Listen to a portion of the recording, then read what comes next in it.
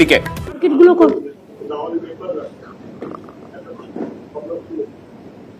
বলো কি বলবো, 1 মিনিটে বলো।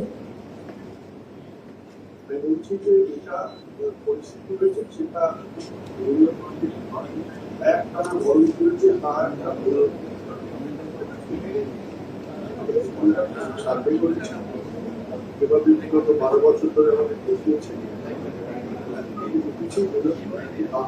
কারণ হচ্ছে জিনিসের দোকান কমে। এই মুহূর্তে নবান্নে বৈঠকে বসেছেন মুখ্যমন্ত্রী মমতা বন্দ্যোপাধ্যায়। কৃষি পণ্যের মূল্য পরিস্থিতি পর্যালোচনা করতে সমস্ত স্টেক হোল্ডারদের সঙ্গে বৈঠকে মুখ্যমন্ত্রী মমতা বন্দ্যোপাধ্যায়।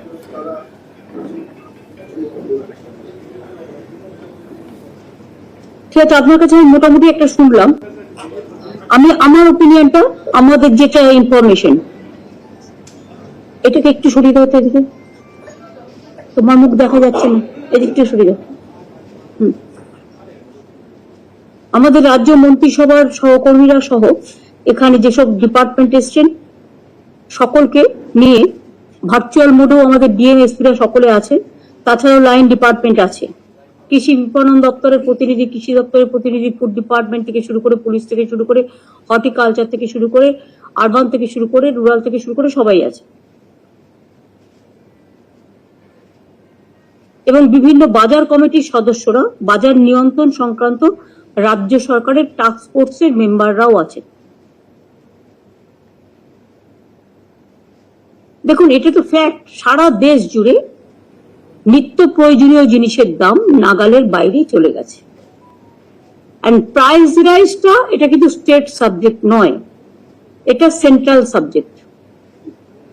কিন্তু central government has completely failed in controlling the prices of essential commodities in the country, যেটার জন্য আমরা সকলে সাফার করছি। বাট কেউ যদি একজন চোখ বন্ধ করে থাকে, তো আমরাও বা কেন আমাদের চোখটা খুলে ওদের চোখটা খোলানো শেখাবো না? লাস্ট 10 দিনে আমার মনে হচ্ছে দামটা আরো বেশি বেড়ে গেছে, নতুন গভর্নমেন্ট ক্ষমতায় আসার পর। হয়তো শেয়ার টেয়ারে টাকা তুলেছে বা পার্টি ফান্ডে টাকা দিয়েছে, কিছু একটা ব্যাপার হবে, আমি নাম করে বলছি না, বাট কিছু একটা হয়েছে যার জন্য সরাসরি মানুষের টান পড়েছে হেসেলে।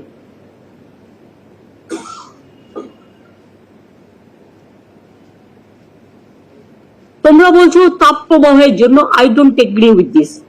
তাপ প্রতিবারই থাকে, এখন ওয়েদার একটু ভালনারেবল আছে, একটু চেঞ্জ হচ্ছে। এখানে গরমও যেমন আছে, বৃষ্টিও আছে, দুটোই আছে। আসলে 3 মাস ধরে ইলেকশন চলছে, সেই সময়টা যে যত পেরেছে কামিয়ে নিয়েছে। গভর্নমেন্টটা তো তখন ইলেকশন কমিশনের আন্ডারে চলে যায়, আর ইলেকশন কমিশনের তো এসব দেখার দরকার নেই, শুধু অফিসার চেঞ্জ করলেই কাজ হয়ে যায়, আর রুলিং পার্টির দালালি করলেই হয়ে যায়। ফলে অফিসাররাও সব মনে করে ইলেকশন এসে গেছে, 3 মাস কাজ করতে হবে না, ঘুমিয়ে পড়ে। যে কেয়ারটা নেওয়া উচিত ছিল, সেই কেয়ারটা ঠিক মতো নেওয়া হয়নি। এই 10 দিনে হঠাৎ করে সারা দেশে এত দাম বাড়লো কেন?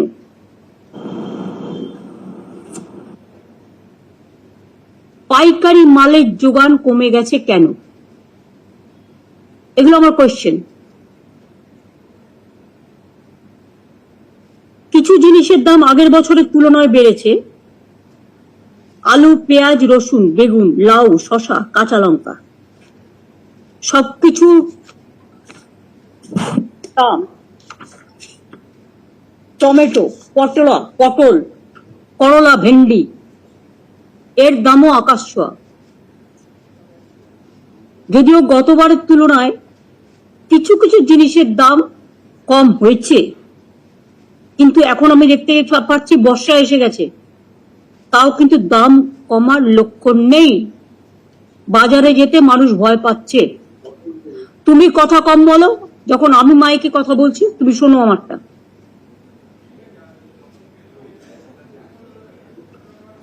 আলুর দাম গত বছর এই সময় ছিল 35 টাকা, এই গত বছর এই সময় ছিল 22 টাকা, কিন্তু এবারে আছে 35 টাকা। কেন হলো কারণটা আমি পরে আসছি। পেঁয়াজ গতবারে ছিল এই সময় 35 টাকা। আমি এটা আমাদের স্টেটের কথা বলছি, অন্য স্টেটে এর ডাবল, 3 ডবল। পেঁয়াজ আগের বারে ছিল 35 টাকা, এবারে হয়েছে 50 টাকা। রসুন আগের বারে ছিল 200 টাকা, এবার হয়েছে 280 টাকা। বেগুন গুণ কি তার আমি জানি না, আগের বারে ছিল 120 টাকা, এবারে হয়েছে 140। লাউ আগের বারে ছিল 40, এবারে হয়েছে 50। এমনকি শশা 60 টাকা ছিল আগের বছর, এই বছর হয়েছে 75 টাকা। কাঁচা লঙ্কা আগে ছিল, গতবারের দাম ছিল 60 টাকা, এবারে হয়েছে 45 টাকা, একটু কমে আছে। ঝিঙে গতবারে ছিল 60, এবারে হয়েছে 65। টমেটো গতবারে ছিল 120, দিল্লিতেও টমেটো 100 টাকা, এখানে 80 এবারে।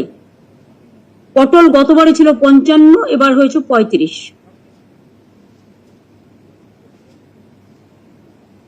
করলা গতবারে ছিল 100, এবার হয়েছে 75। ভেন্ডি গতবারে ছিল 80, এবার হয়েছে 75। অর্থাৎ দাম কমেছে গতবারের থেকে কিছু কিছু, যেটা কাঁচা লঙ্কা, ঝিঙে, তাও ঝিঙে হিসেবে দামটা খুব বড্ড বেশি। টমেটো 80 টাকা কিলো হওয়া উচিত নয়। পটল 35 টাকা, বাপরে বাপ। করলা ভাজলেই এইটুকু হয়ে যায়, 75 টাকা। ভেন্ডি, ঢেঁড়স, নামটাই ঢেঁড়স, তারও এত দাম, তার লোকে খাবে কি? আলু, অন্য রাজ্যে আলুর দাম চলছে 45 টাকা, পেঁয়াজ চলছে 70 টাকা। নাসিকের পেঁয়াজের দাম ক্রমাগত বাড়ছে। আমাদের এখানে আলিপুরের পেঁয়াজের দাম কি বললাম? দাঁড়াও, কতবার সে তুলনা করি। আলু আগের বারে ছিল 35, এবারে হয়েছে 22। আর পেঁয়াজ আগের বারে ছিল 35, এবারে হয়েছে 50। এটাকে ফিরিয়ে আনতে হবে। পেঁয়াজে আপনারা নাসিক থেকে কেন আনেন? আমি নাসিক থেকে পেঁয়াজ কেন আনবো? আমি তো এখানে পেঁয়াজের স্টোরও বানিয়ে দিয়েছি। নাসিক থেকে আনতে গিয়ে ট্রান্সপোর্ট খরচা আমার কি বাড়ছে না? ডিসেম্বরে আমরা আত্মনির্ভর হয়ে যাব। কেউ কোনোদিন একথা ভাবেনি যে আমাকে মাছ আনতে হবে অন্ধ্রপ্রদেশ থেকে, ডিম আনতে হবে হায়দ্রাবাদ থেকে, পেঁয়াজ আনতে হবে নাসিক থেকে। কেন বাংলা তৈরি করতে পারে না? আমি আপনাকে বলছি সেটার উত্তর আগে। আমাদের বাজারেও পেঁয়াজের যে দামটা হয়েছে সেটাকে কমিয়ে দিতে হবে। আগে থেকে আপনারা যদি আচ্ছা, এবার আমি প্রথমে বলে নিই যে সুফল বাংলার থেকে আমরা অনেকগুলো আউটলেটে 10 টাকা করে কমে দিচ্ছি বাজার থেকে। আমাদের বাংলা জুড়ে মোট 468টি সুফল বাংলা আউটলেট চলছে। কলকাতা সংলগ্ন অঞ্চলে 378টি এবং জেলাতে 90টি। থেকে মানুষ আলু সহ সমস্ত সব সবজি 10 থেকে 15%, 10% থেকে 15% কম দামে পাচ্ছেন। এবার আমি যেটা বলবো সেটা হচ্ছে agri marketing department, please take proper care. নাসিকের পেঁয়াজের ওপর ভরসা না করে আপনারা আমাদের নিজস্ব সুখসাগর ভ্যারাইটি পেঁয়াজ চাষিদের কাছ থেকে অলরেডি যেটা আপনারা কিনছেন, যেটা আমরা প্রডিউস করছি, এটা আমি আসার পরেই প্রথম আমরা চালু করি বাঁকুড়া দিয়ে। এখন এটা মুর্শিদাবাদ সহ বিভিন্ন জেলায় হয়। আমরা কেন চাষিদের কাছ থেকে আরো বেশি করে কিনছি না? তাহলে চাষিরা দামটা পায়? চাষিরা দামটা পাচ্ছে না, তার কারণ আপনারা নাসিক থেকে কিনলে কি কমিশন পান? সরি টু সে, আমি জানি না। প্রদীপ দা, আপনাকে আমি বলবো এটাকে দেখতে, টেক কেয়ার করে। নাসিকের থেকে আমার কাছে নিয়ারেস্ট কোনটা? ঘরের পাশে আমার চাষিরা যেটা তৈরি করছে সেটা। আমি কেন তাদের কাছ থেকে না কিনে আমি চলে যাচ্ছি নাসিকে? ওয়াই? What for? বলো। ম্যাডাম, আমরা পূর্ব বর্ধমান, মুর্শিদাবাদ, হুগলি এই সব এলাকা থেকে ডাইরেক্টলি চাষি থেকে কিনছি। সুফল বাংলা এই মুহূর্তে কিন্তু নাসিকের অনিয়নটা কিনছে না, তার সুফল আমরা পেয়েছি, কারণ চাষির আমরা একদম বাড়ি থেকে তুলে নিয়ে আসছি কলকাতা মার্কেটে। আরো বেশি করে আনার জন্য আমি তোমাদের যেটা 100% কৃষকদের থেকে কেনার জন্য বলছি, তাহলে তুমি দেখো আগামী 10 দিনে এই দামটা যেটা বেড়েছে সেই দামটা আগের বারের দামে চলে আসবে। যখন তোমার কাছে ওয়ে আছে, তুমি ওয়েটাকে ইউটিলাইজ করছো না কেন? পেঁয়াজের জন্য তো কোল্ড স্টোরেজও করে দেওয়া হয়েছে। হুগলি, বর্ধমান, নদিয়া, মুর্শিদাবাদ খুব ভালো চাষ করে, বাঁকুড়া থেকে শুরু করে। পেঁয়াজ ওদের কাছ থেকে কিনে নাও, সুফল বাংলাতেও দাও, মার্কেটেও দিয়ে দাও। নাসিক থেকে আনার প্রবণতা বন্ধ করো। আগে তো আমরা এফসিআই থেকে চাল কিনতাম, কমিশন খেত কেউ কেউ, এখন তো আমরা মার্কেট থেকে নিই, ফার্মারদের কাছ থেকে, কৃষকদের কাছ থেকে, যেটা রেশনে আমরা দিই। তাতে ফার্মার্সরাও লাভবান হয় আর ভালো চালটাও আমরা পাই, দুটো কাজই হয়।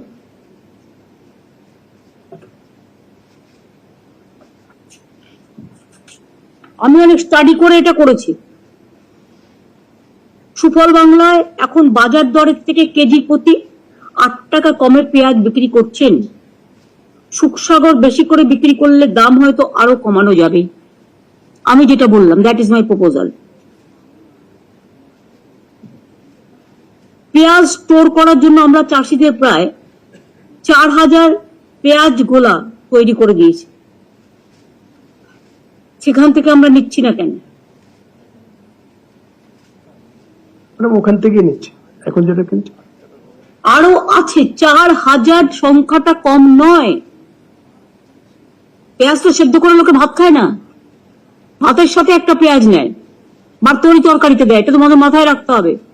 4000 পেঁয়াজের গোলা আছে, যতটুকু ওদের লোকাল প্রয়োজন রেখে বাদ বাকিটা নিয়ে নাও, কিনে নাও।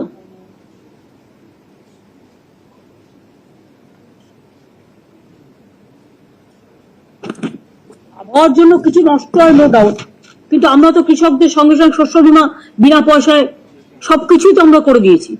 আমরা তো রাজ্যের কৃষকদের মোট 640 কোটি টাকা শস্য বীমার জন্য ক্ষতিপূরণ দিয়েছি। যাদের সবজি নষ্ট হয়েছে তাদের 1 পয়সাও কৃষকদের দিতে হয় না। আলুকেও আমরা শস্য বীমার আওতায় নিয়ে এসেছি। আলু চাষিদের আমরা এবছরই শুধু 322 কোটি টাকার ক্ষতিপূরণ দিয়েছি। তাহলে আমার দাম বাড়বে কেন?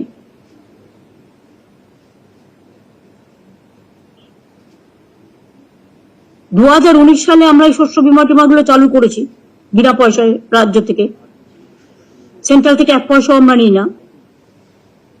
এই বাংলা শস্য বীমা প্রকল্পে 1 কোটি ক্ষতিগ্রস্ত চাষিকে, যদি 11 কোটি পপুলেশন হয় বা 10 কোটি, 1 কোটি তো ক্ষতিগ্রস্ত কৃষককে আমরা সাহায্য করেছি। কত টাকা লেগেছে জানেন আমাদের গভর্নমেন্টের জন্য?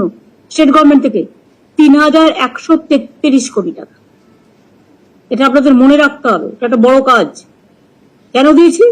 যে ওরা ভালো করে তৈরি করুক, বাজারে লোক যাতে সস্তায় পায়।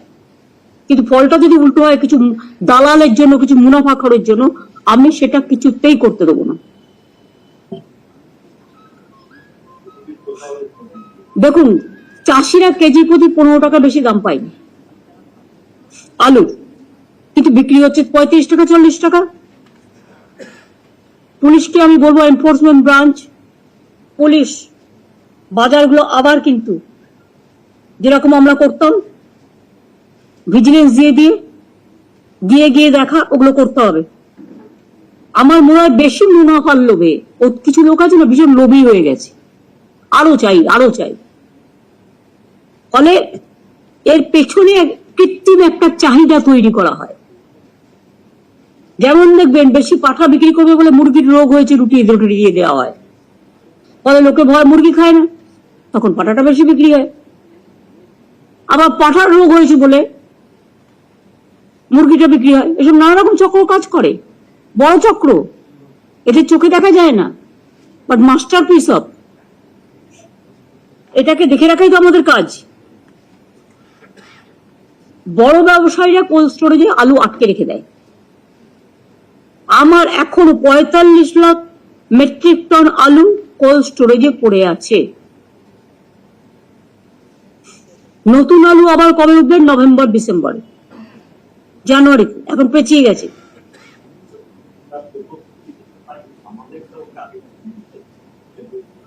দাঁড়ান, এসব আপনার বলার দরকার নেই, বুদ্ধি খরচ করুন। যেটা হচ্ছে, ধরুন মোট 60 লাখ মেট্রিক টন আলু কোল্ড স্টোরেজে ছিল, সেখান থেকে বেরিয়েছে 15 লাখ মেট্রিক টন। দাঁড়ান, 45 লক্ষ মেট্রিক টন এখনো ধরে রেখে দিয়েছে। কেন? আপনারা এক্সটেনশন দেবেন না বারবার, 25% রেখে দেবেন আপ টু জানুয়ারি চালাবার জন্য, কিন্তু বাদ বাকিটা বের করুন কোল্ড স্টোরেজের আলু, ছেড়ে দিন মার্কেটে, পুরোটা একসাথে ছাড়বেন না। 45 লাখ মেট্রিক টন যেটা আছে, আপনি যদি, এটা কি মাস? জুলাই মাস, জুলাইয়ের 9 তারিখ, আমি জুলাই থেকে ধরছি, July, August, September, October, November, December, 6 মাস। আপনি যদি 25% রেখেও আপনি যদি 20% যদি করেন, 5 লাখ করে আপনি তুলুন, আপনার লাগে 6 লাখ মতো মাসে। তো 6 লাখ মতো হলে 6 6 36 হয়ে যাচ্ছে, 9 দিন পেরিয়ে গেছে অলরেডি, 36 হচ্ছে, তারাও তো 9 লাখ মেট্রিক টন ধরে রাখতে পারবে। হ্যাঁ, তো ঠিক আছে, আমার এত তর্ক করার দরকার নেই, তারাও তো আপনার থাকছে এক্সট্রা, কিন্তু বেরিয়ে দাম বাড়াচ্ছে কেন? তাহলে তাহলে দামটা এত নেওয়া হচ্ছে কেন? কারা নিচ্ছে? কি কারণ? এত ফেসিলিটিস দেওয়ার পরেও এই আলুটা বাইরে বিক্রি করে দেওয়া হচ্ছে না তো, রাজ্যের বাইরে। দাঁড়ান, বর্ডার চেকিং হবে, আমার রাজ্যে আগে আমার চাহিদা মিটবে, তারপরে বাইরে আমি মেটেরিয়াল পাঠাবো। আমার পেঁয়াজ চলে যাচ্ছে বাংলাদেশে, আমি তো যেতে বারণ করিনি, আমার পোষাবে তারপরে তো আপনি দেবেন। নাসিক থেকে নিক, কোনো অসুবিধা নেই, নাসিকে পেঁয়াজ বেশি হয়। আমার পেঁয়াজ এখানে বিক্রি না করে মুনাফাখোররা চলে নিয়ে যাচ্ছে অন্য দেশে, আর আমার রাজ্য কেন সফর করবে? এটা কি আমার দায়িত্ব দেখার, না এগ্রিকালচার মিনিস্ট্রির দেখার দরকার?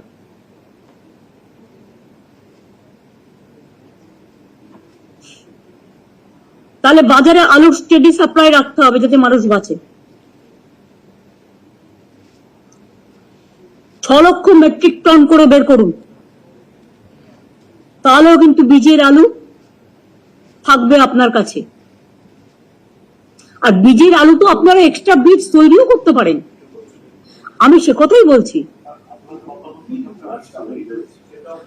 আরো করতে হবে।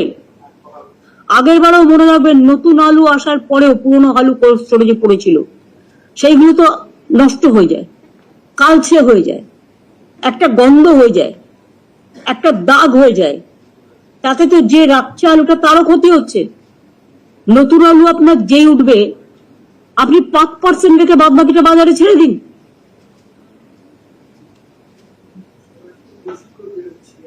ভাই ভাই দামটা কেন বাড়লো?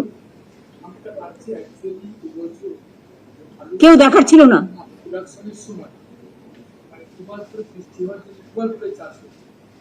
আলুর সাইজ ম্যাক্সিমাম বর্তমান একটা বড় জমি, আলুর সাইজ ছোট হয়ে গেল, এবং সেই সাইজ ছোট হওয়ার জন্য এবার আলুটা গ্রেডিং করে বড় আলুগুলো প্রেফার করে, যার ফলে দামটা এরকম হয়ে যাচ্ছে। না, এরকম হবে না। একটা বস্তা ঢাললে করে, শুনুন আমি একটা কথা বলি, এসব বললে হবে না, এসব নেম এক্সকিউজ। বর্ষা হলো বলে সাইজটা ছোট হয়ে গেল, এবার কি? আমি তো কখনো শুনিনি, এটা বৈজ্ঞানিকদের দিকে রিসার্চ করার ব্যাপার।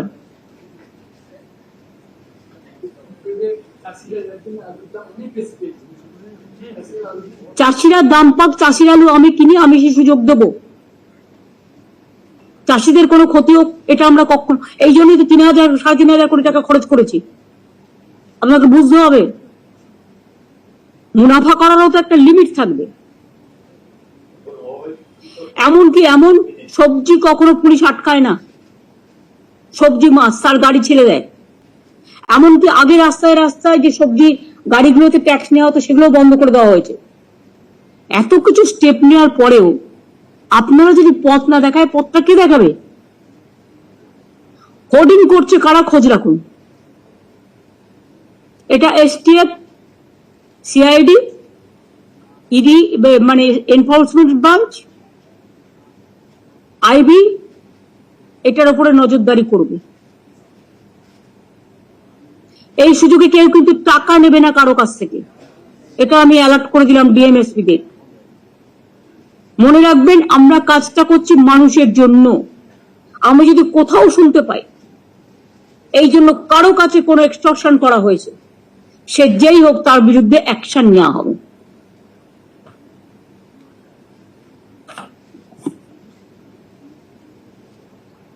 আমি মজুদদারি ফোরেদের বারবারন্ত ঠেকাতে একটা টাস্ক ফোর্স তৈরি করে দিয়েছিলাম, যাতে agri marketing, police, agriculture department, ARD department, আজকে বিবেক এসছে, ARD department, cooperation, horticulture, food and supply, এসব ডিপার্টমেন্ট থেকে প্রতিনিধিরা আছেন, বাজার সমিতির লোকেরাও আছে। টাস্ক ফোর্সের কাজ ছিল বাজারের দাম নিয়ন্ত্রণ করা। তারা এখন কি করছে? তারা কি টাস্ক ফোর্সের মিটিং করছে এখন রেগুলারলি, নাকি ইলেকশনের সময় 3 মাস সব ঘুমিয়েছিল? ইলেকশন তো মাথায় আসা নয়। একটা ইলেকশন আসা মানে ডেভেলপমেন্টের 12টা বাজিয়ে দেওয়া, মানুষের উপর প্রেশার দেয়া। কেউ কোনো কিছু দেখে না। আমি এখন থেকে অর্ডার দিচ্ছি, ইনস্ট্রাকশন দিচ্ছি। If you think it's a instruction, yes, 7 দিন পর পর এই মিটিংটা কম্পালসারি করতে হবে, যাতে চিফ সেক্রেটারি, হোম সেক্রেটারি এবং ফাইন্যান্স সেক্রেটারিকে আমি ইনক্লুড করে দিলাম।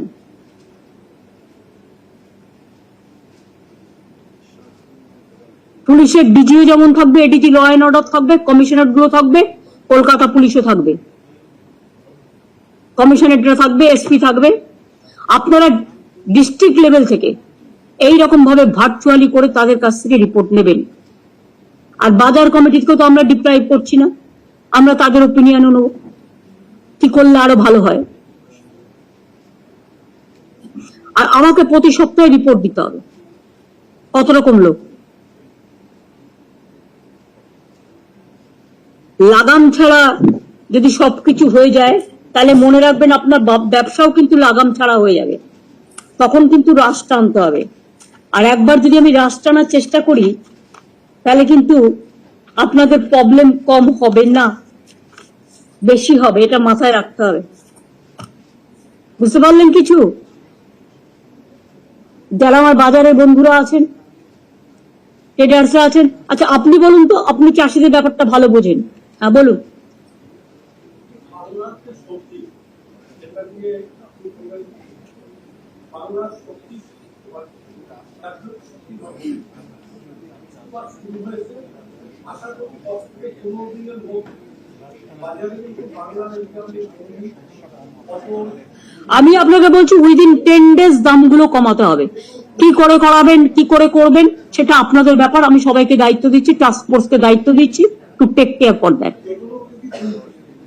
আপনার পুলিশ চালানো হয়েছে, এখনই আস্তে আস্তে সবজি হচ্ছে, এই কলমে গাছে ফুল হচ্ছে। তাই আমি তো রোজ ডালা করে এক ডালি করে ফুল নিয়ে আমি ঠাকুরকে দিই।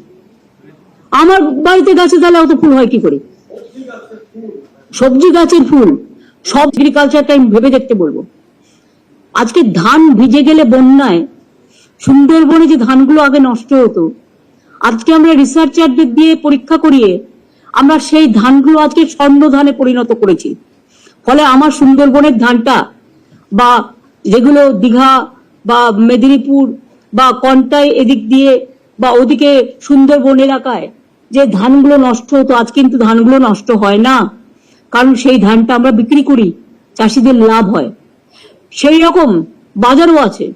সেরকম আপনারা যখন খুব গরম পড়বে কি করে সবজিটাকে বাঁচানো যায় তার একটা রিসার্চারদের ডেকে একটা টিম করে সার্ভে করান, যাতে ভবিষ্যতের জন্য এটা আমাদের কাজে লাগবে। এবছরে হয়তো এটা কাজে লাগবে না, কারণ it is over, the chapter is over. ইলেকশনের জন্য অনেকটা হয়েছে, আর সেন্ট্রাল গভর্নমেন্ট তো কিছু দেয়ও না আর টেক কেয়ারও করে না।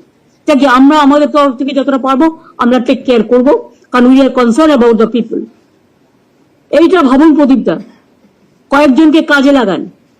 যদি অতি বৃষ্টি হয়, আমাদের শস্য বীমা আছে, অতি বৃষ্টি হলে তুলে ফেলবেন, কুইক ডিসপোজাল করবেন, কোল্ড স্টোরেজে রাখবেন। যেমন পেঁয়াজের কোল্ড স্টোরেজ আছে, আলুর আছে, সেরকম শস্যের জন্য আমি হর্টিকালচারকে বলবো, সুব্রত আছে এখানে। আমি যেটা বলছি, সবজি থেকে শুরু করে, পটল থেকে শুরু করে, বেগুন থেকে শুরু করে, এদের জন্য কিন্তু কোল্ড স্টোরেজ করতে হবে, যেখানে সবকিছু রাখা যাবে, মানে সাইড সাইড, হ্যাঁ, মাল্টিপারপাস।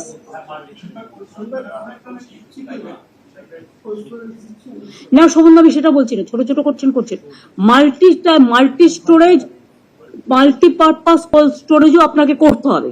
সেরকম হলে স্পিডি তুলে নিয়ে সেখানে রাখবেন, চাষিদের ন্যায্য দাম যাতে যারা পেতে পারে, আর আমিও মার্কেটে বাজারটা দিতে পারি। এটা হর্টিকালচার ডিপার্টমেন্টের কাজ, টেক কেয়ার শোভনদা। আর অতি গরমে যদি সবজি না ফলে, সেখানে what is the procedure, how do we do it?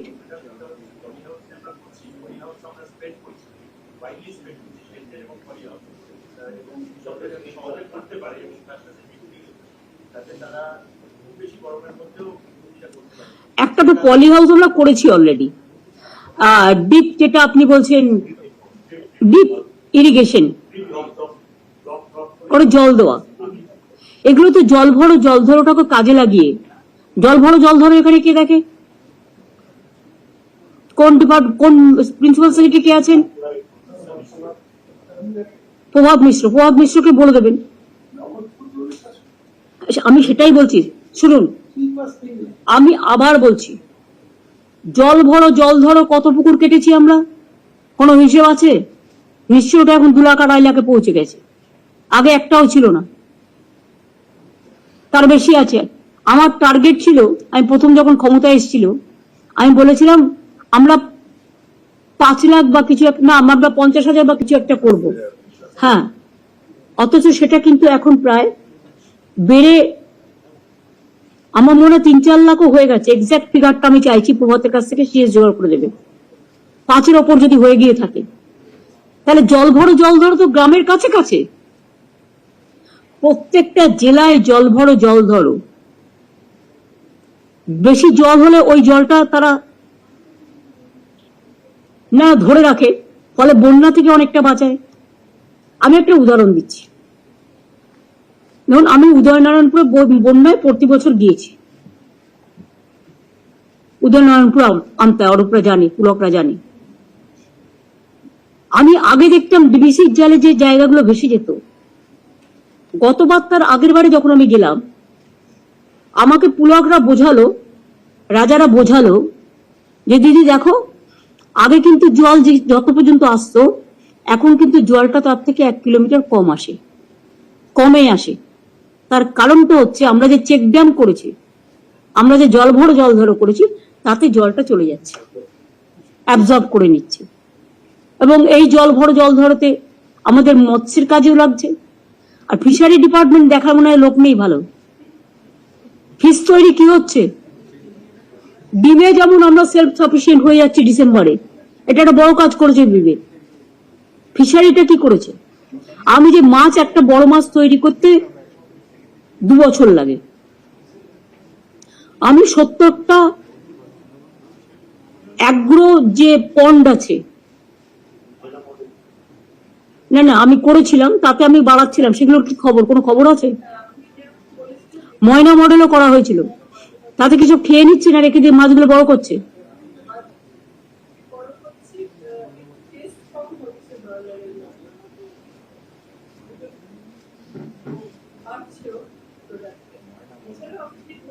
তো বড় মাছ হলে টেস্ট একরকম হবে, কচি মাছের টেস্ট একরকম হবে, খুব স্বাভাবিক। এটা অস্বাভাবিক কিছু নয়, বরঞ্চ এমন কিছু আমরা ইউজ করতে পারি কিনা যেটা হচ্ছে এনভায়রনমেন্টালি ফ্রি, সেটা কথা বলে যাতে টেস্টটা বাড়ে।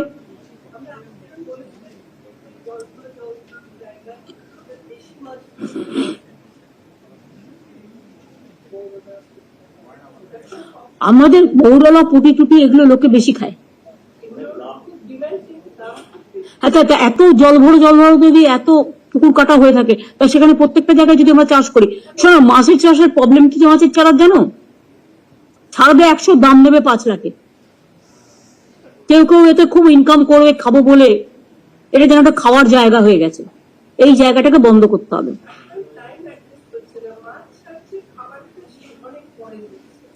তাহলে এটা একটা সেলফ হেল্প গ্রুপদের দায়িত্বগুলো দাও না।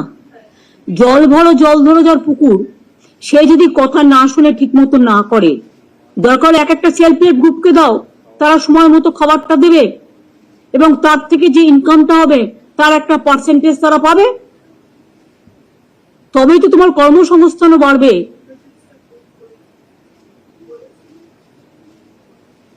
কিন্তু আরেকটু তোমাদের নজর দিতে হবে।